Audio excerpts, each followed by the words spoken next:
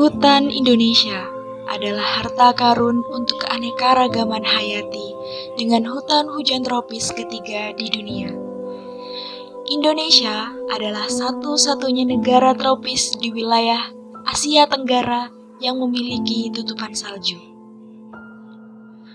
Penyebaran hutan yang ada di seluruh bumi tentu bukan tanpa alasan.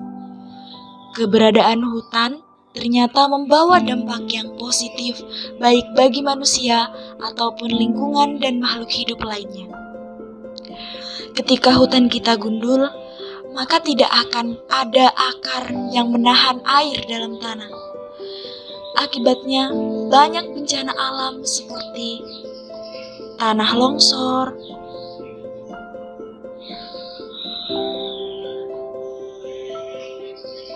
bahkan banjir. Bisa saja sewaktu-waktu terjadi. Untuk menghindarinya, kita harus selalu melestarikan hutan dengan cara melakukan reboisasi atau melaksanakan sistem tebang pilih agar hutan tetap lebat dan subur serta tidak menimbulkan dampak buruk bagi manusia ataupun lingkungan sekitar. Masyarakat Panti, Kabupaten Jember, memanfaatkan hutan untuk memenuhi kehidupan ekonominya. Daerah ini mempunyai kawasan hutan yang cukup luas, yang awalnya berfungsi sebagai hutan lindung. Dengan himpitan ekonomi yang besar, mereka menyulap hutan untuk dijadikan lahan berkebun atau bertani. Banyak lahan pegunungan yang beralih fungsi menjadi lahan perkebunan dan persawahan. Ironisnya, pengalihan fungsi lahan tidak diimbangi dengan peremajaan tanaman penyangga. Dari udara sekilas, terlihat pegunungan berwarna hijau dan tidak gundul. Namun, bila dicermati lebih detail, ternyata hijaunya tanaman tersebut ditanami tanaman kebun dan persawahan, seperti jagung dan padi. Pegunungan Argopuro sebagai kawasan lindung yang merupakan daerah resapan air beralih menjadi perkebunan kakao dan kopi, serta hutan produksi kemudian terjadi penebangan yang berakibat penggundulan. Hal itu berdampak tanah tidak mampu menyerap air pada musim penghujan dengan intensitas air yang cukup besar. Akibatnya, aliran air dari curah hujan yang begitu deras tak lagi mampu ditahan oleh tanaman. Terima kasih, saya dengan Bapak Edi Santoso. Kebetulan rumah saya dulu itu di RT 2 RW 11 Dusun Daplek, pas banjir bandang 2006. Kejadiannya malam tanggal 1 Januari 2006. Jadi kejadiannya itu pas tanggal itu malam Senin, insya Allah malam Senin kejadiannya. Malam Senin jam 11 malam. Jadi air bah itu datang dengan tiba-tiba dan memadamkan aliran listrik yang ada di sekitar wilayah desa Singkirsi.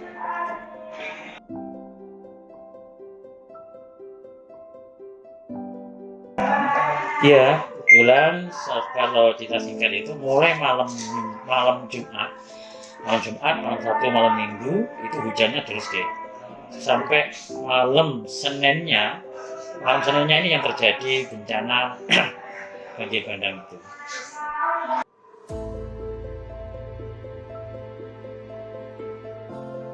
Sepengetahuan saya sebagai warga kecil, rakyat kecil dan juga tidak ngerti apa-apa, katanya orang-orang itu di atas itu ada penebangan katanya. Setelah kita lihat kejadiannya memang seperti itu, setelah ada banjir ternyata kayu-kayu yang ada di atas itu, bekas-bekas potongan itu turun semua ke bawah, di bawah air bah tadi itu. Jadi katanya itu rumor penebangan liar, dan katanya lagi ada pelebaran lahan. Juga ada yang bilang ini ulah manusia yang tidak bertanggung jawab, seperti itu.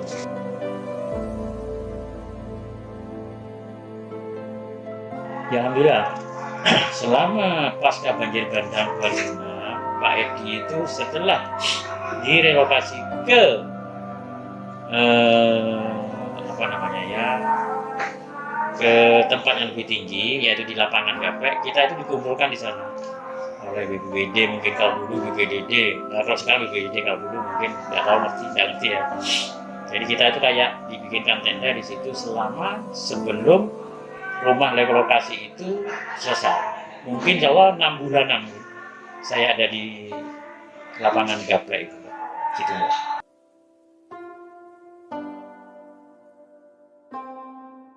Dampaknya yang jelas itu lahan yang rumah-rumahnya sudah habis, lahan yang dulunya produktif sekarang jadi bebatuan.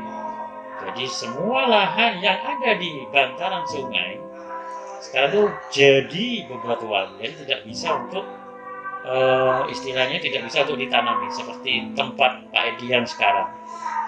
Biasanya kita tanami pohon keras karena di bawah tuh batu semua, bisa seperti itu.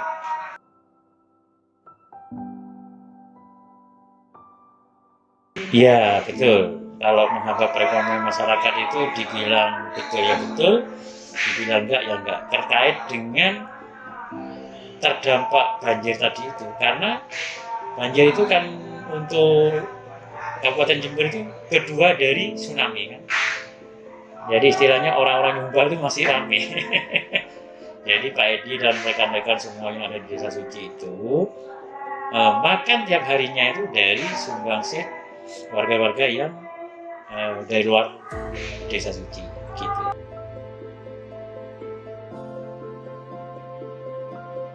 Betul. Sangat trauma sekali, apalagi pas Januari mau menghadapi tanggal 1 Januarinya, pas hujan besar, banyak warga Desa Suci ini yang terdampak dulu, bekas jalan-jalannya air dulu, itu semua mengungsi sudah Mbak. Mengungsi, padahal tidak mungkin kan, tidak mungkin kejadian bahkan ya karena trauma tadi itu. Sudah, pergi sudah dengan sendirinya, sampai sekarang. Kayak kemarin kan hujan deras, itu banyak yang sudah banyak yang mengungsi Mas. Banyak mengungsi yang lebih tinggi, tempat yang lebih tinggi atau ke saudara. Saya Haji Abdul Jamal Ahmad. Saya Bu Haji Jamal.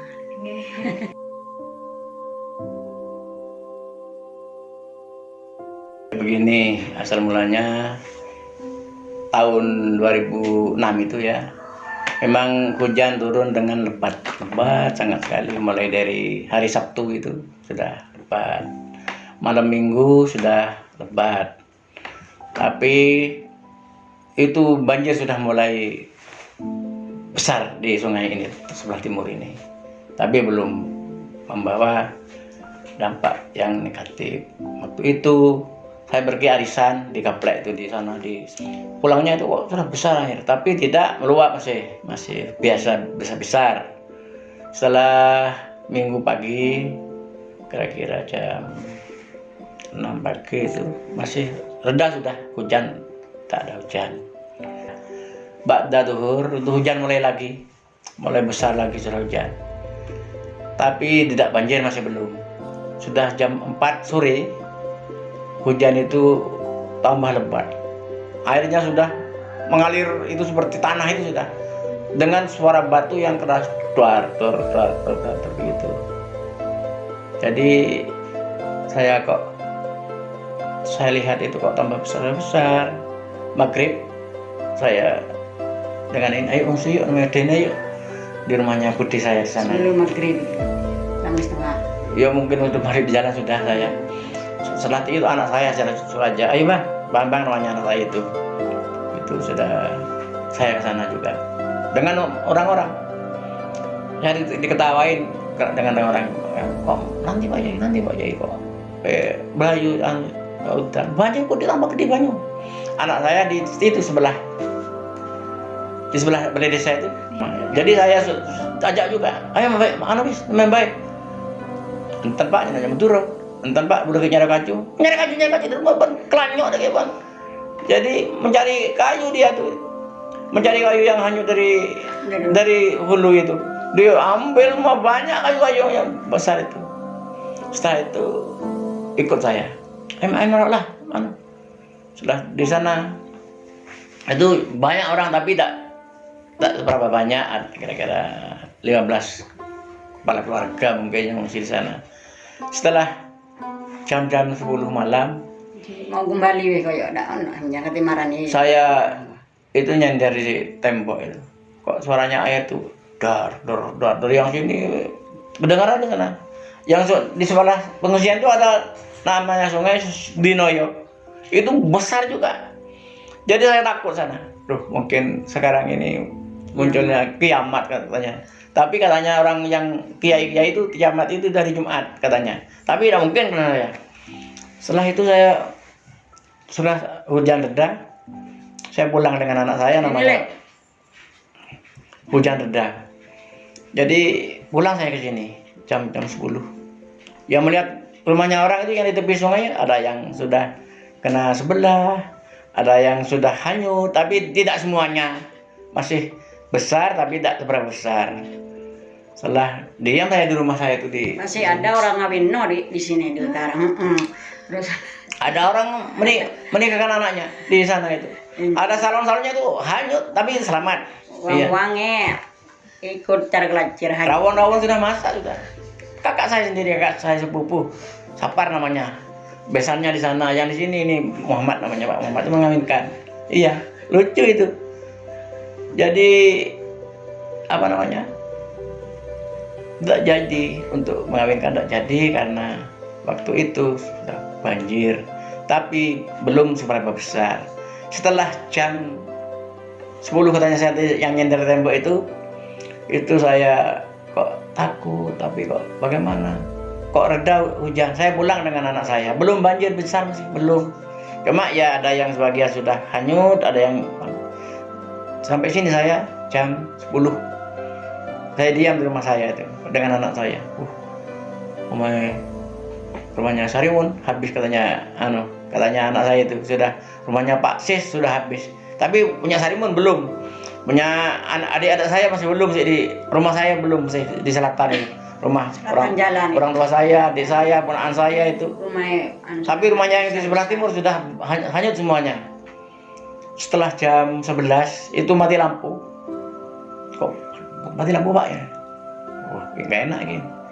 Tapi saya terpaksa diam sebentar di situ. Setelah setengah 12 itu datang yang saya tadi seperti kereta api itu.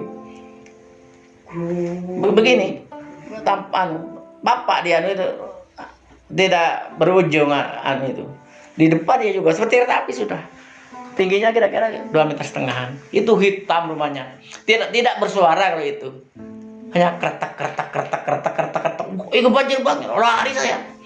Lari ke sana lagi. Sampai pertigaan itu tadi. Tiang listrik itu jatuh. Roboh. Naik ke setrum gimana. Tapi saya terpaksa ya. Karena sudah mati lampu, mungkin setrumnya sudah tidak ada. Saya sudah ke selatan, yang sampai ini balai desa. Ini ada itu TK itu sini. Sampai sini, sampai sini air yang ada di sini sudah datang ke sini. Biar kalau saya itu keduluan air ya saya sudah hanyut juga. Tapi duluan saya dengan airnya. Saya di belakang serangan TK itu airnya sudah datang. Biar katanya. Ada yang saya gendong, namanya Bu Karinten itu. Saya gendong, saya papa sebetulnya. Papa sudah. Aku tolong jiru. Ada yang sudah banyak. Setelah kembali besok paginya lagi, tidur sana sudah. Penolong pertama Pak Kepala Desa memang dia yang memberikan konsumsi itu yang mencari tapi belum menjadi kepala desa. Iya mencari donasi, menjadi natur ya, menjadi natur. Itu kepala desa itu mencari bantuan suti tapi masih belum. Setelah itu saya kembali lagi, kata saya itu ada pohon yang tadi itu ada pohon rambutan di sini ada, yang di sebelah timurnya itu air, sebelah baratnya itu air, yang di situ naik di situ cerita sudah harap, tapi saya tidak tahu persis itu. Sudah baginya lagi itu cerita orangnya, namanya Pak Rianto, Broso dan Andi itu naik di pohon rambutan. Kalau pohon rambutannya itu hanyut, mungkin orang tiga itu hanyut.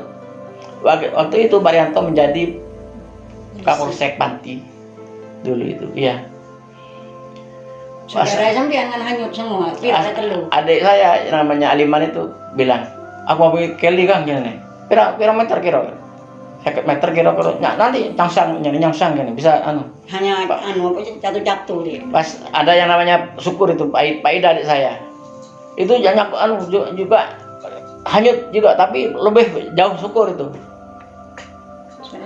Jadi 100 meter tapi sudah selamat semua. Yang saya kembali lagi waktu siang ya, yang kalau jalan ke sana itu kata saya itu paling setengah jam sudah sampai. Itu waktu itu saya pulang lagi itu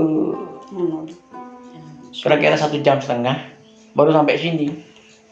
Jadi pulang jam 6, saya kira-kira jam setengah 7. Mungkin kalau tidak jam 7 sudah sampai sini saya, karena itu menjangkau itu kalau menjangkau ambles ini. Jadi ditarik lagi begitu jauh, dekat tapi suka untuk di jalan itu sukar, tidak bisa diangkat kakinya. Banyak lumpur ya, lumpur dengan batu. Sampai sini banjir lagi, besar seperti malam itu lagi sampai sini. Mungkin 4 kali deh, banjir itu 4 kali. Seharian itu. Tidak, betul-betul sudah. Wes mendingan banyak orang sirsi di rumah yang udah hanyut ya. Datang lagi, lari lagi, terus saya milih memang. Kan hari Senin di situ ya. Senin, Selasa, Rabu, Kamis, Jumat, Sabtu, Ahad. 1 minggu lagi banjir lagi. Saya sudah di sini saya menempati rumah ini, itu banjir besar lagi. Saya sampai di jalan ini sungai sebulan. Iya, mari kok pas sebulan mengungsi 1 bulan penuh. Lebih 1 bulan setengah mengungsi di sana.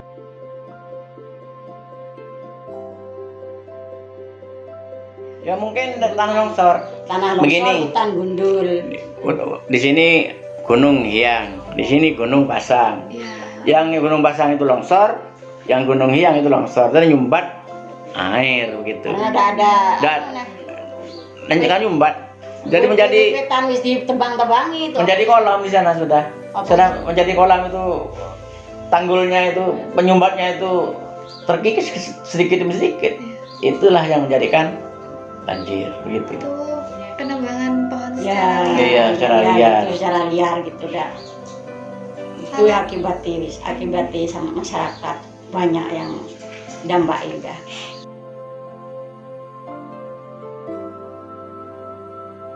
Ya terus dia pokoknya pertama kali itu kok pendak banjir, orang yang lebang itu ditembak di tempat gitu rame-rame. Nah ya bunga orang masyarakat. Sekarang tidak ada berani sudah. Kalau denda 1 miliar sekarang kalau menebang di pohon itu. Pohon yang di atas. Iya. 1 miliar kalau temu. Banyak yang tidak ketemu deh kan, kerja sama orang besar itu. Orang yang gitu, bukan orang bodoh kan.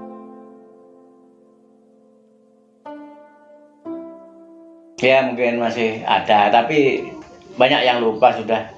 Karena kalau banjir seperti kemarin dulu ada banjir lagi kira-kira 15 hari yang lalu. Tapi tidak nyampe ke jembatan. Kalau tidak nyampe itu udah pasti takut dia. Malah dilihat sama orang-orang. Ya sudah, tapi apa yang penting-penting itu seperti surat-surat itu dipersiapkan sudah. Iya, dipersiapkan. Kemarin kan banyak ponaan-ponaan yang sudah sarjana karena habis sudah deh. Kayak sorry barangmu. Sekarang kan persiapan sudah. Kalau banjir ya sudah dikumpulin. Saya namanya Bapak Fatima, nama sendiri Amin. Usia sekarang 71 tahun. Bapak asli desa. Asli sini. Sini 11 8 sedikit nih. Satu desa ini.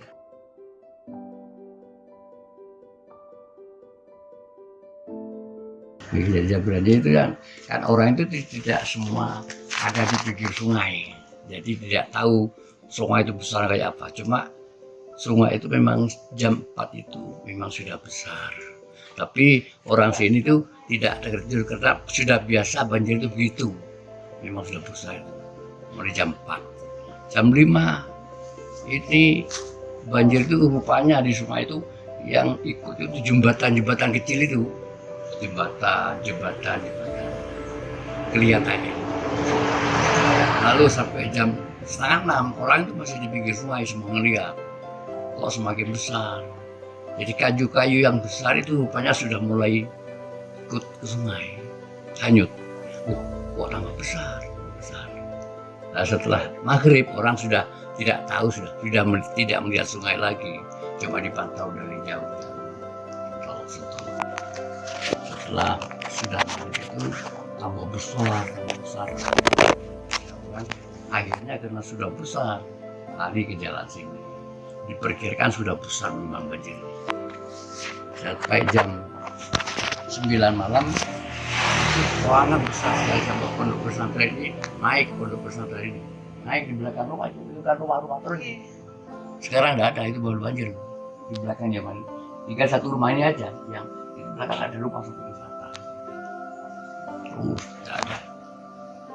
Jam 9 kecil lagi. Sudah naik itu kecil lagi. Besar lagi, balik ke sungai lagi. Orang cepat melihat orang. Ini kayu-kayu sudah naik, kayu kecil-kecil itu. Naik, kayu yang besar mungkin ya hanyut mungkin. Setelah itu jam 9, jam 10 besar lagi. Orang nggak berani ke sungai. Cuma ya di jalan ini, cuma orang sini persiapan sudah. Itu menghindari itu persiapan semuanya. Sampai jam berapa itu? Sampai yang kejadian yang besar sekali itu jam 11:30 itu pas. Jadi di sini di belakang rumah ini ada batu besar. Ya orang besar ke rumah ini kalau besar. Jadi hanyut 400 meter di sana. Setelah air itu guling, batu itu guling, nah mungkin memedung air yang datang ini, melari ke rumah-rumah.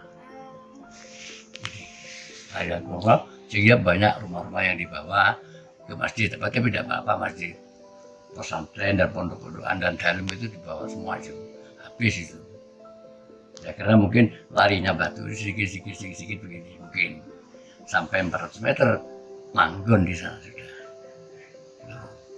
Jadi orang sini tidak ada di sini, sudah lari ke barat sana semua.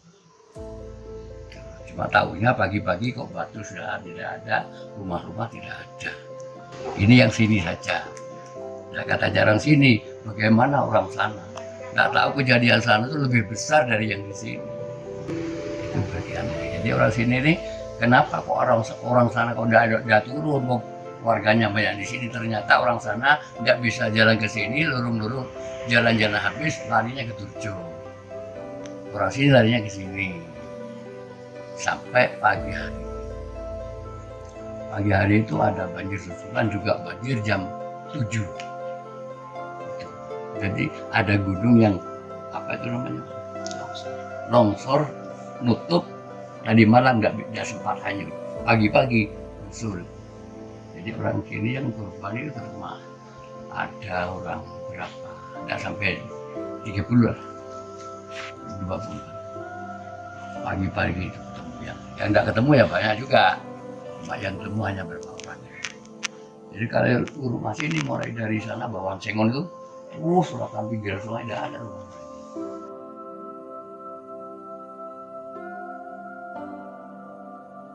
Nah, mungkin ya itu ya karena curah hujan itu memang tinggi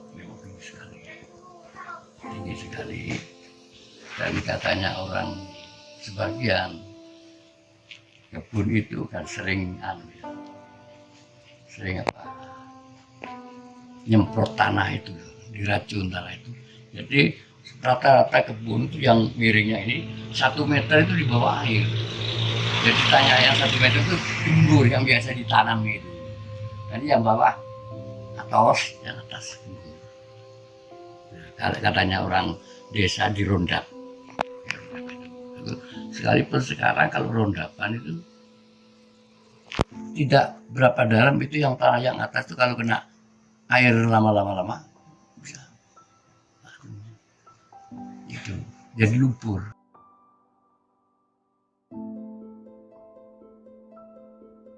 Sini mungkin kalau sudah ada banjir besar, kayak kemarin ini nih, ada banjir berapa hari dia.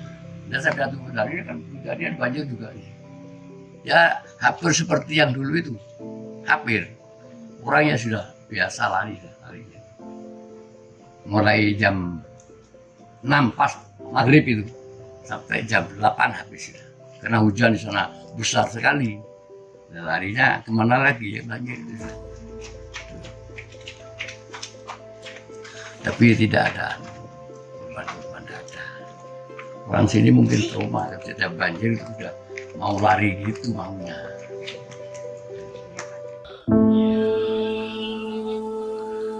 Lalu, akankah kejadian tersebut akan terulang? Akankah kita tidak belajar dari pengalaman? Oleh karena itu, mari kita jaga lingkungan sekitar dan janganlah menebang pohon sembarangan. One of the first conditions of happiness is that the link between man and nature shall not be broken.